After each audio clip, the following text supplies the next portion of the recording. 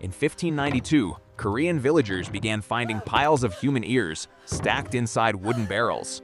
Not soldiers, not rebels, farmers' children, entire families. Japanese samurai were cutting them off by the thousands to prove how many people they had killed.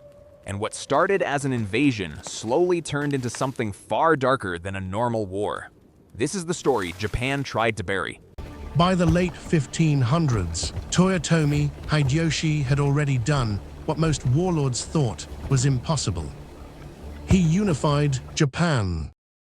For more than 100 years, the country had been trapped in civil war. Clans betrayed each other constantly. Castles burned. Entire bloodlines vanished overnight. Samurai grew up surrounded by executions, ambushes, and famine. Violence wasn't unusual anymore. It was normal life. And then suddenly, the wars ended. At least inside Japan. For most people, peace would have been enough. For Hideyoshi, it wasn't. Because men who spend their entire lives conquering usually don't know how to stop. And the longer Japan stayed peaceful, the more dangerous the situation became. Thousands of samurai now had no battlefield, no purpose, and no enemy left to kill.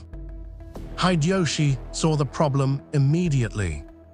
An army that large doesn't stay quiet forever. So he gave them a new direction. China. More specifically, the Ming dynasty. That was the dream he sold to Japan's warlords. Conquer Korea first, then move into China, then maybe even beyond that. It sounded insane.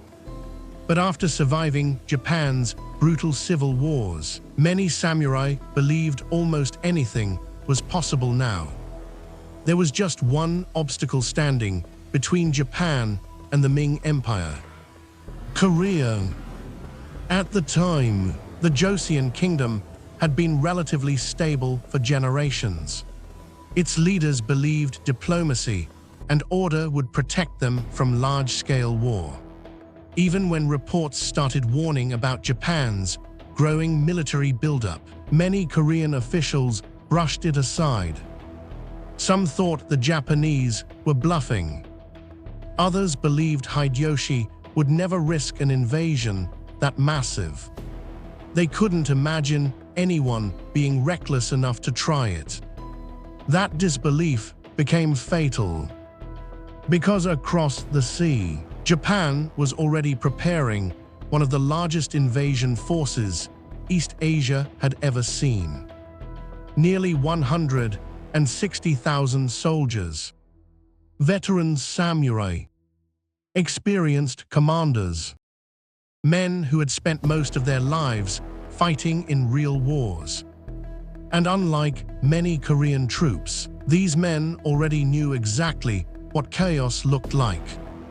They knew how to storm cities, how to survive starvation, how to keep fighting while entire battlefields collapsed around them.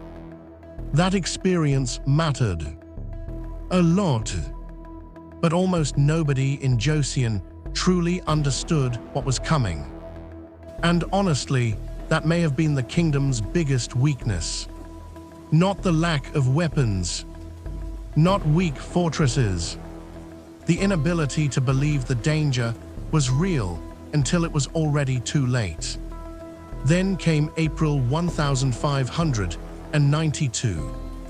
At first, fishermen near Busan noticed strange shadows moving through the morning fog. More ships kept appearing across the horizon until the sea itself seemed crowded with black sails. Some locals assumed they were traders. Others worried they might be pirates. Then the ships got closer and closer until people finally realized what they were actually looking at. This wasn't a trade fleet. It was an invasion army.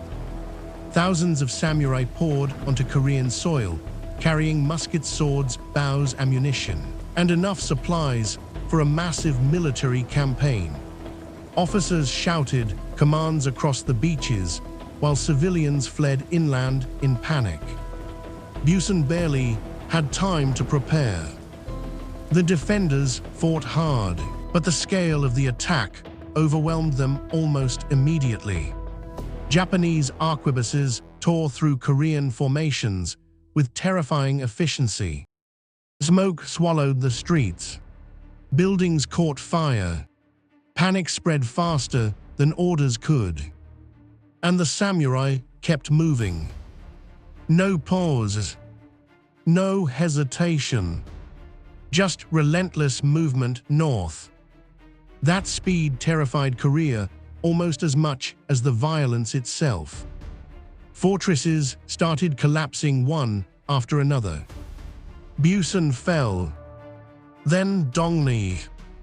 Then Muryang. Then Daegu. Every attempt to slow the invasion seemed to fail. Korean commanders struggled against troops with far more battlefield experience and far better coordination under pressure. Some Joseon soldiers had never seen warfare this brutal before. Entire units broke apart after a single engagement. Then the rumors started spreading. Villages disappearing overnight. Refugees slaughtered on crowded roads. Japanese troops executing prisoners instead of taking captives. Nobody knew how many stories were true anymore. That uncertainty made everything worse. Fear spread faster than the invasion itself. Inside the Joseon government, panic started turning into chaos. Officials argued constantly. Local governors abandoned positions before battles even began. Some commanders focused more on protecting themselves than defending civilians. And ordinary people paid for every mistake. Within weeks, Seoul itself was under threat. The royal court nearly collapsed psychologically. Advisors shouted over each other, while terrified nobles rushed to move their families out of the capital. Some demanded peace negotiations immediately. Others insisted reinforcements were coming soon. But the reinforcements never came. Because by the time Joseon fully understood the scale of the disaster, the invasion was already spiraling out of control. Then came the moment that broke the kingdom emotionally. King Seonjo fled Seoul. For many civilians, that single moment destroyed whatever hope they had left. Their capital burned behind them while the royal court escaped into the night. Refugees flooded the roads beside retreating soldiers. Families became separated in the chaos. Children vanished in crowds and were never seen again. Hunger spread quickly. Fear spread even faster. And behind all of it, the samurai kept advancing. Closer, closer, closer. But the worst part still hadn't happened yet. Because after the early victories, the invasion itself began changing. At first, the Japanese campaign still had clear military goals. Capture cities, secure roads, advance toward China. But months of non-stop violence started wearing away discipline. Slowly, the war became uglier, then much uglier. Villages weren't just occupied anymore. Some were wiped out completely. Homes burned to the ground. Food supplies stolen. Entire civilian populations massacred regardless of age or status. And somewhere inside that chaos, Japanese commanders introduced a horrifying system for counting kills. Samurai needed proof of how many enemies they had killed during battle. At first, soldiers carried severed heads, but transporting thousands of heads became difficult very quickly. They rotted too fast. They were heavy, hard to preserve during long marches. So eventually, the system changed. Ears, noses, smaller trophies, easy to transport, easy to count. Soon Korean villagers began discovering mutilated bodies across the countryside. Men, women, children. Sometimes entire families left unrecognizable. The severed ears and noses were packed into barrels filled with salt, then shipped back to Japan as evidence of military success. And not everyone killed was a soldier. That was the part many later accounts tried to avoid talking about. The deeper the invasion pushed into Korea, the more normal the brutality became. Some Japanese records even described competitions between soldiers over body counts. Think about that for a second. An invasion that started as a military campaign was slowly turning into something closer to mass psychological collapse.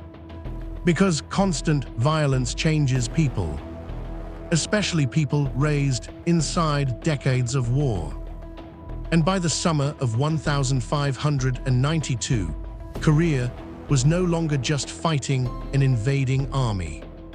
It was fighting men who had spent most of their lives surviving chaos and were now trapped inside a war with almost no limits left.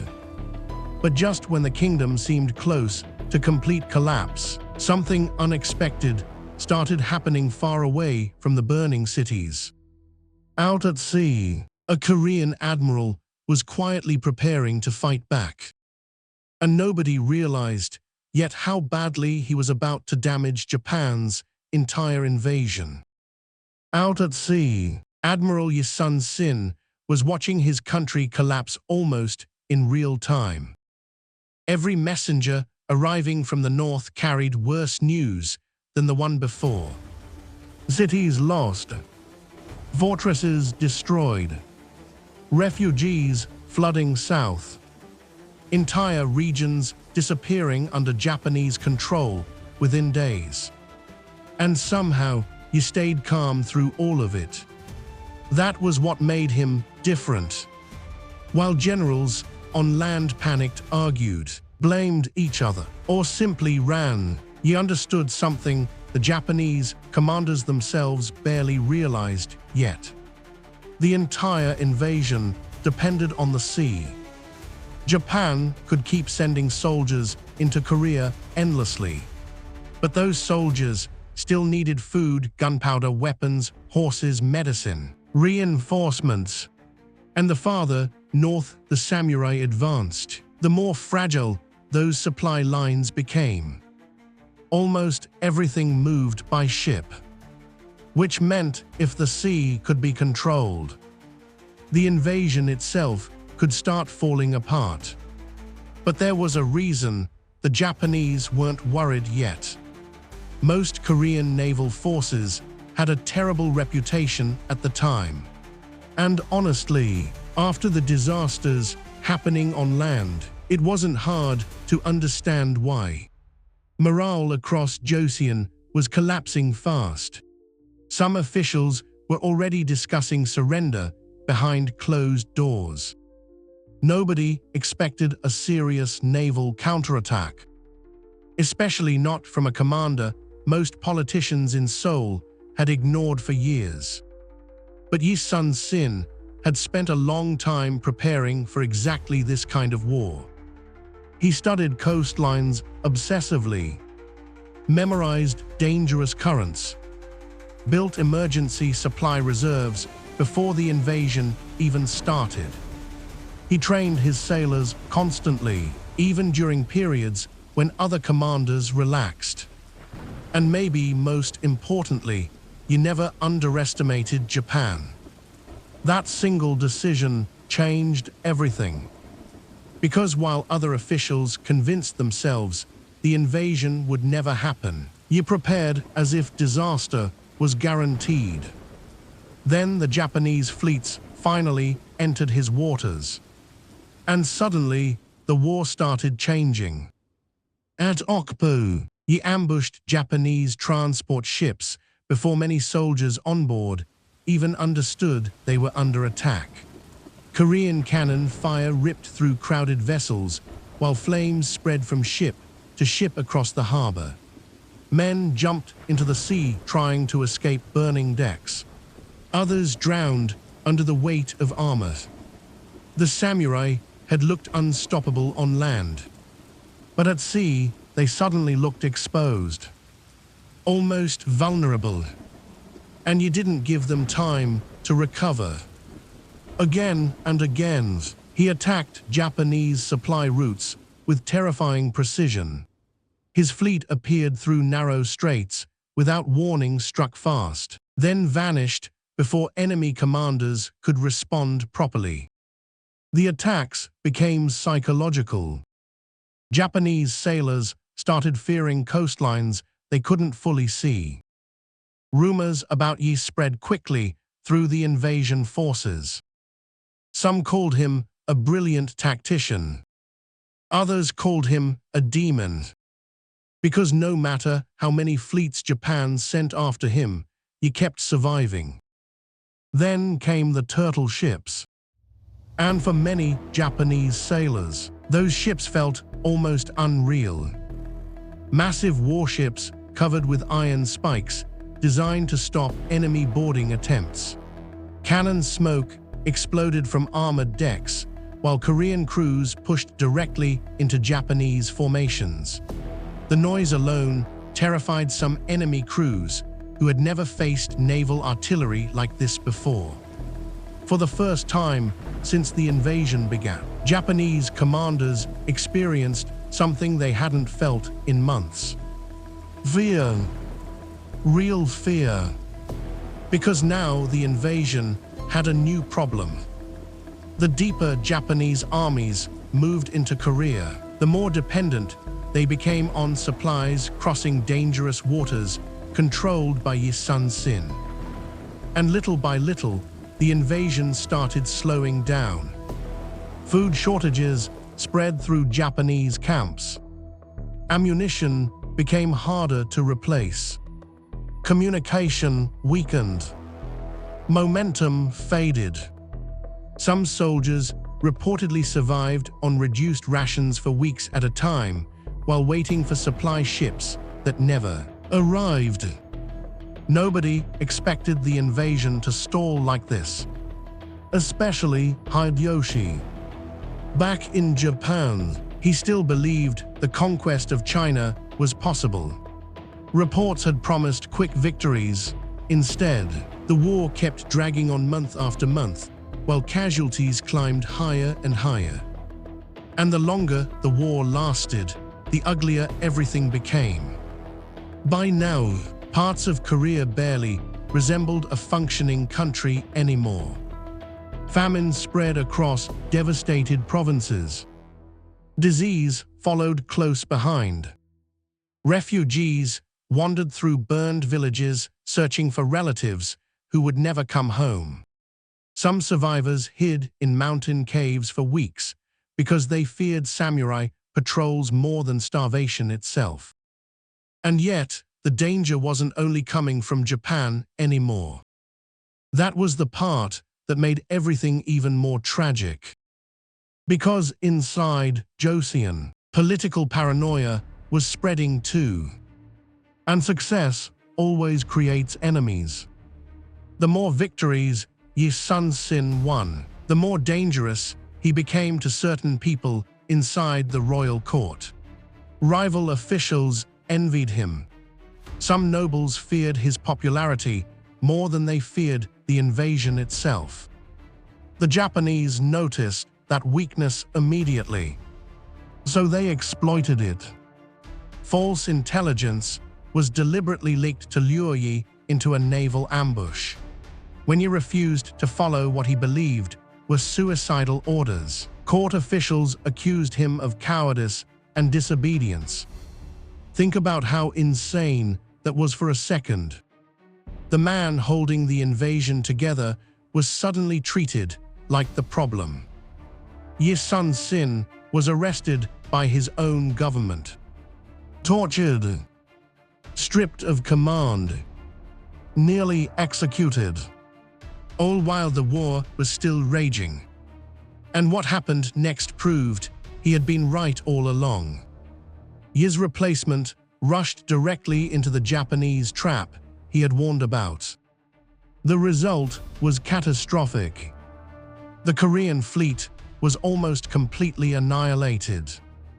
Ships burned across the water. Bodies floated through black smoke. Thousands died within hours. And suddenly, Japan controlled the sea again. For a moment, it looked like the invasion might recover completely. Japanese forces began pushing forward once more. Panic returned to Korean officials. Some people genuinely believed Joseon was finished. Honestly, under normal circumstances, they probably would have been right. Because after the disaster, Korea had almost nothing left at sea. Almost nothing. So the government made a desperate decision. They turned back to the one commander they had betrayed. Yi Sun-sin returned to command and discovered he had only 13 ships remaining. 13! Against hundreds of Japanese vessels. Most commanders would have surrendered immediately. Some would have fled. Yi did neither, because he understood something terrifying. If Japan gained total control of the sea again, Korea itself might not survive. So he prepared for one last stand. In 1597, at the Battle of Myeongyang, Yi positioned his tiny fleet inside a narrow strait filled with violent currents that disrupted Japanese formations. Enemy ships struggled to maneuver properly, while Korean cannon fire slammed into them from close range. The numbers were absurd. The Japanese fleet massively outnumbered him. It didn't matter. Ship after ship crashed into confusion as currents dragged vessels apart. Cannon smoke covered the water, while panicked crews struggled to understand what was happening. By the end of the battle, dozens of Japanese ships had been destroyed. And somehow, 13 Korean ships survived. The invasion staggered again. Somewhere in Japan, Hideyoshi finally began realizing the truth. This war was becoming impossible to win. But even then, he still couldn't stop. After years of death-famine massacres and catastrophic losses, Hideyoshi ordered more offensives. More troops. More ships. More blood. Then suddenly, in 1598, everything changed. Toyotomi Hideyoshi died, and the news was hidden immediately. Japanese commanders feared the entire invasion force might collapse if soldiers learned the man behind the war was gone. Morale was already fragile. Supplies were strained. Many samurai had spent years trapped in a foreign nightmare they no longer understood. So secret orders spread quietly through the leadership. Withdraw from Korea. End the invasion. Get out before everything collapses completely. But escaping wouldn't be simple, because Yi Sun-sin was still waiting. In November 1598, Japanese forces attempted their final withdrawal through the Noyang Strait. Before dawn, Yi and allied Ming fleets intercepted them in darkness. Then the sea exploded into chaos. Cannons thundered across the water. Ships collided in smoke and fire. Men screamed through the darkness while burning debris drifted between shattered fleets. And right at the height of the battle, Yi Sun-sin was struck by a bullet. The wound was fatal. But even dying, he understood what panic could do to morale. So, with the battle still raging around him, he gave one final order. "Do not tell the men that I am dead." Then Korea's greatest admiral died, while his fleet kept fighting. By sunrise, the Japanese retreat had collapsed. The war was finally over. But almost nobody truly won. Korea had been devastated beyond recognition. Entire regions stayed ruined for generations. Families disappeared. Cities never fully recovered. Trauma lingered long after the fighting stopped. Japan lost enormous numbers of experienced samurai chasing an impossible dream. And Ming China drained massive resources defending Korea, weakening itself in ways that would become disastrous later. All because one ruler became obsessed with conquest. But maybe the darkest part of this story still exists today. In Kyoto, there is a burial mound called Mimizuka. At first glance, it doesn't look unusual. Quiet, ordinary, easy to walk past without thinking twice. But buried underneath are the severed ears and noses taken from Korean victims during the invasion more than 400 years ago. Proof this nightmare really happened. Proof the war was real. And proof that history's darkest ghosts never fully disappear. Sometimes they just sit silently, waiting for someone to remember them again.